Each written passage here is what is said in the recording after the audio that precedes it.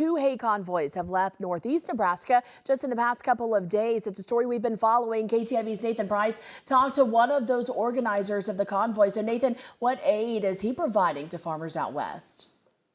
Yeah, Jessica, Austin Harrison of Randolph, Nebraska spent about a week putting his convoy of aid trucks together. This morning, a 20-truck convoy headed out west towards Oshkosh, Nebraska. Harrison says in addition to hay, those trucks are also carrying fencing supplies and milk replacement for her calves.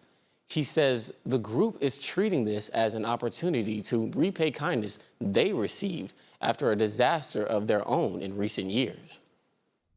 I saw a bunch of stuff on Facebook that guys were already doing it. I thought, well, let's get a bunch of us around northeast Nebraska to do the same thing. We just all kind of got together then. We, back in 2019, had the floods around here. So there's a lot of hay money that got donated around here. So we just thought we'd pay it back. Now, even before heading out, Harrison was already thinking ahead to a possible second trip out to help. And there are a number of ways you can help out as well. And it doesn't have to be hay. Right now on our website, ktiv.com, you can click on the Nebraska Wildfires How to Help tab at the top of the page. That will take you to a page with links where you can donate money to help firefighters, rancher, or even just a general donation to organizations like the Red Cross or the Salvation Army.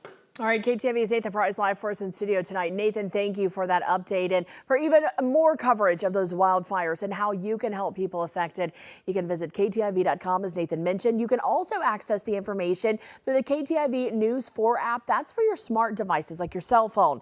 And we have the information for you through the News 4 Now app, which is available for all of your smart TVs.